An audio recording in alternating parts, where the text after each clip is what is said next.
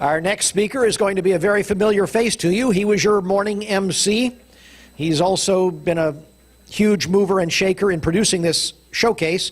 Jeff Slutsky is best known for his Street Fighter program of low-cost and super creative approaches in marketing, advertising, public relations, and sales. It was this program that Inc. magazine referred to as brains over bucks. It inspired him to develop the Street Fighter Influence Booster, special approach for increasing the results from all forms of your everyday communications. Jeff's Street Fighter Influence Booster program helps your audience members get their points, positions, proposals, and ideas heard by others, and then understood and implemented.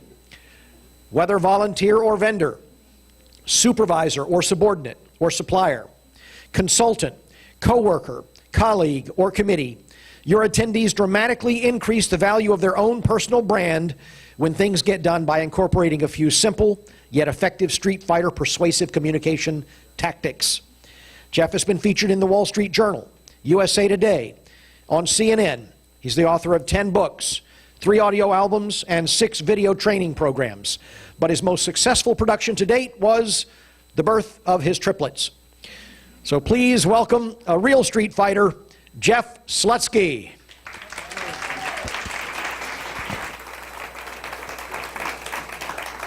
And the triplets were just half of it. I have 6. So anybody from Utah that has 4 children, we usually call an amateur.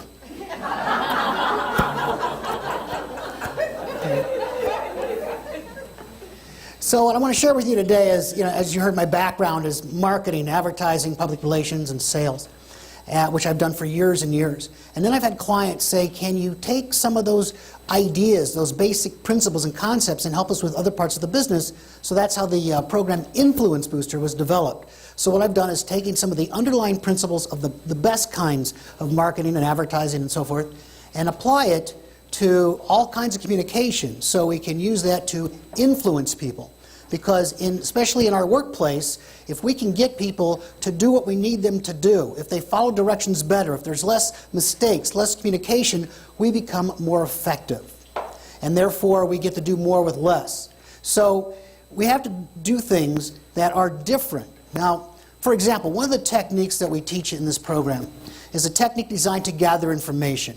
So instead of just giving somebody information, the problem is people just tune it out. There's so much information out there, the average person tunes out the vast majority of all the information that they get, which means when you're giving them instructions or you're asking them not to do this thing which might be dangerous or whatever that might be, they just tune it out. People just don't listen anymore. So the way to turn that around, one technique you can use is something called the echo technique. You may have heard of it.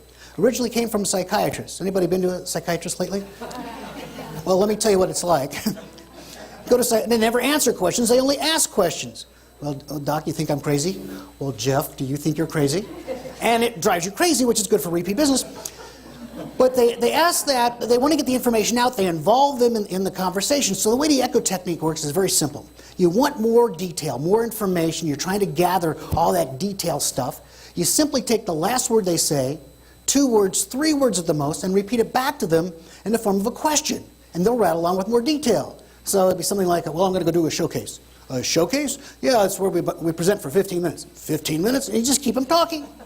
I thought this was great. I learned this a number of years ago. I was in Orlando, and a guy taught me this, a sales trainer. I thought, this is super. I have to try this out. I'm looking for someone to practice the echo technique on. And I remembered that my girlfriend was going to pick me up at the airport, who later became my wife. I thought, perfect. Let's try it out on her. So I fly into Columbus. I was living in Columbus at the time. I fly into Columbus. She's picking me up at the airport. I get into the passenger side, and I turn to her and ask the question, how was work today? And she got excited because I'm paying attention. She really likes it. Ooh, work was crazy. They sent this guy in from the main office to do a quarterly report. Quarterly report? Oh, they send them every 3 months to make sure we hit our projections. Projections? Oh yeah, last quarter was soft. We hit our projections. We got a big bonus. Bonus? Whole department gets to go on a trip.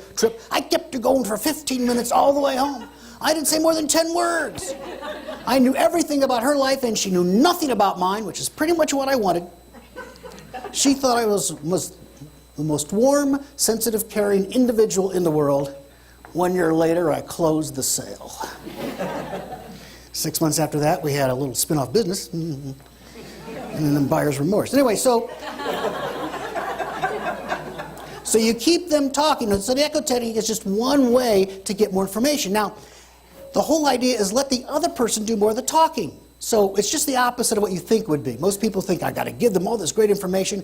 Just the opposite. The problem is, it's not a natural thing. So we're going to do a little exercise, and I do this in my half-day seminar, where I'm going to have you do an exercise that's going to help you learn how to let the other person speak. Now, it's called the hot potato exercise, and here's how it works. We'll take something off the table.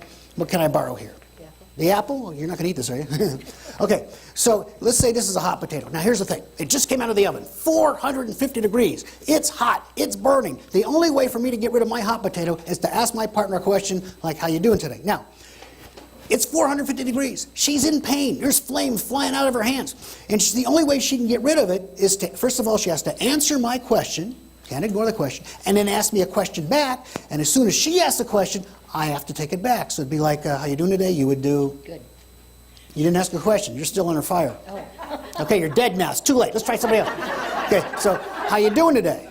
Very good, and how are you? Okay, very good. So notice that she didn't give me a half-hour dissertation on how she is because it hurts. So that's how it works. So I need everybody to pair off at your table or around there. Find something on the table for a hot potato. Now, I still got more instructions. Now, here's the way. Calm down.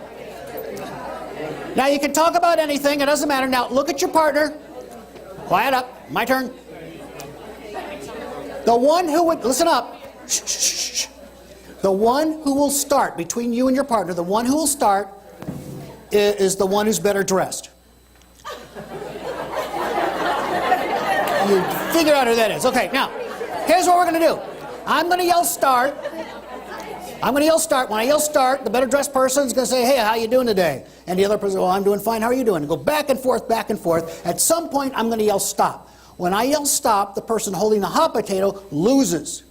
So the object is to make sure that your partner always gets the hot potato. So when I yell stop, at that point, your partner loses, whoever's holding the hot potato, and then your partner reaches across and slaps you in the face. It's a love tap. Nobody gets hurt from the exercise. Understand? Okay, here we go. We gotta do it quick. On your mark, get set, go.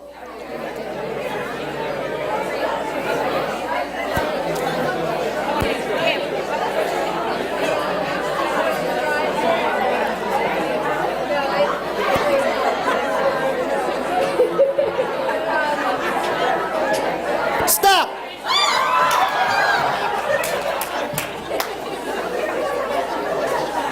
Gotta get rid of that hot potato. So the whole idea is let the other person talk. So when you go home tonight, your homework assignment is, I want you to echo somebody. Go there and practice the echo technique, but you gotta promise me that if you do this after about the third or fourth time, don't start laughing. Now, it's going to happen. They're going to follow right into it, but just got to be careful. So we have a whole number of techniques and ideas to make your jobs easier as you communicate with everybody. So one I thought I would share with you, I can only do obviously a few. For example, words have different meaning in different cultures. So the reason there's all this miscommunication is because it could be gender differences, it could be age differences, backgrounds, culture. And I think a perfect example of this is a number of years ago, I was at home in the kitchen with my wife, and she was cooking dinner, and I was giving her moral support, as I often do. And I hear... That wasn't a joke. And so the triplets, and then there was one after the triplets, by the way, so there's four. Actually, there's two. There's total six. Anyway, so the triplets, who were, I believe, in first grade at the time, and the baby is matter of fact, let me see if I... Yeah, here they are. Okay, these are my angels. The second one is the extra. She calls herself the fourth triplet because she tries to stay up with him. Anyway, so imagine them a few years earlier, first grade and kindergarten for the baby. Now they're in the other room watching Nickelodeon. Now Nickelodeon is for kids, right? Okay, so they're watching this show called Ni Hao Kai Lan. I don't know if you're familiar with it. It's like the Chinese Dora the Explorer, where they teach kids basic Chinese. So I'm in there, you know, in the kitchen, and I'm hearing my angels. All of a sudden, they're cussing. I mean, they sound literally like Steve Rizzo. And I go, what the hell is going on? How did I learn that? So I go in there, and I rewind the DVR, and I'm watching it. Well, I'll tell you what. You listen to this, and you tell me if this doesn't sound like what I think it sounds like. Let's tell Lulu that we need snow. Say 雪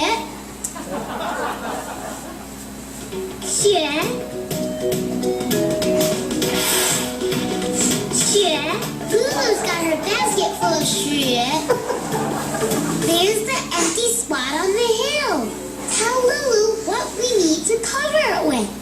Say 雪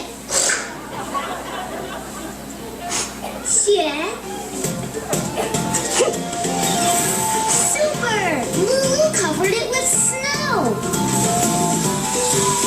Look, there's some more dirt. Tell Lulu what we need to cover it with. Say 雪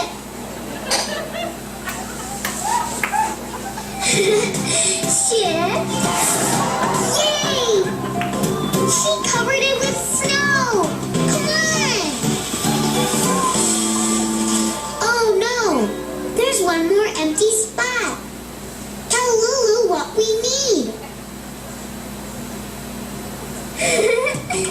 雪 We help Lulu cover the whole hill with 雪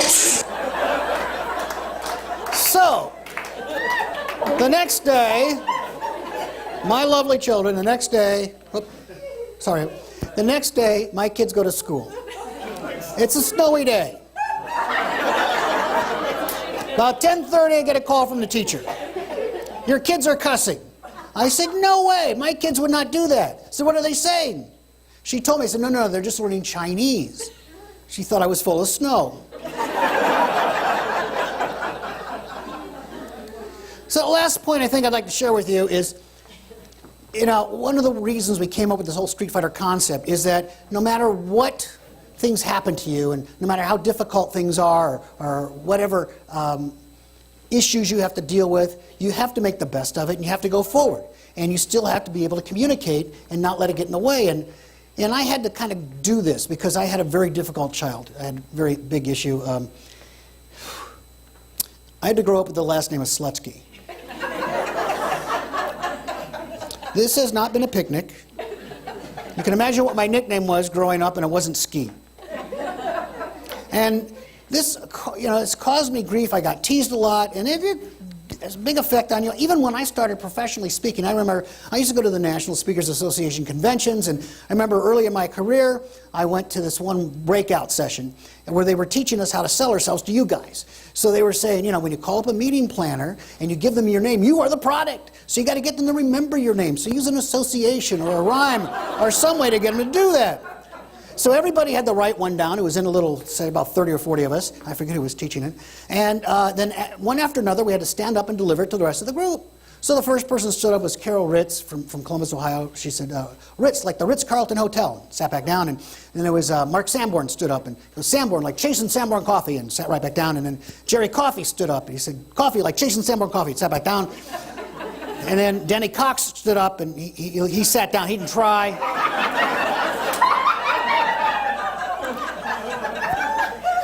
And then they go, Jeff, and without thinking, I stand up and go, Slutsky, like a Polish prostitute.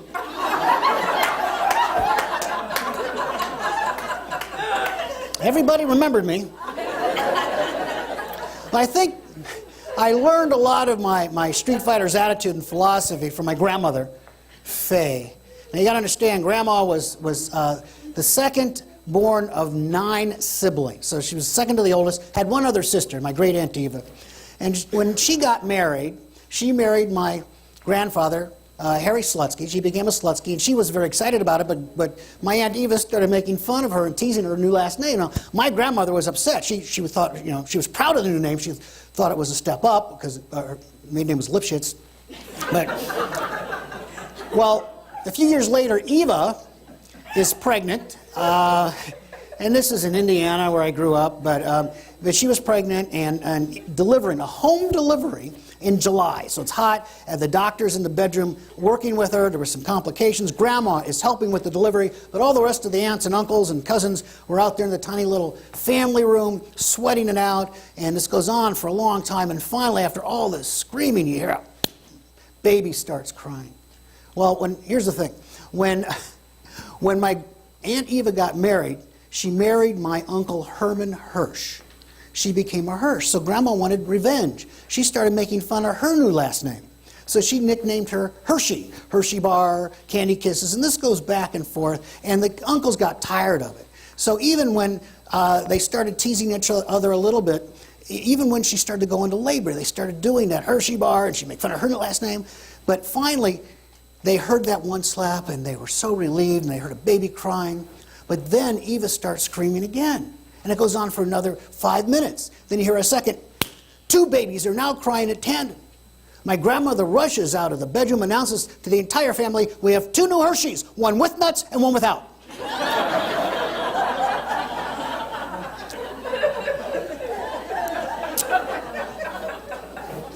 So, the Street Fighter program, yes, I still do my marketing and advertising and sales program, but in addition to that, we've been able to do some of this sort of training to help people do this in their everyday lives. I want to thank you for inviting me, and I want to really thank everybody for coming out to the showcase today, just like we did in the B-roll thing that we practiced. Thank you very much. Jeff Slutsky.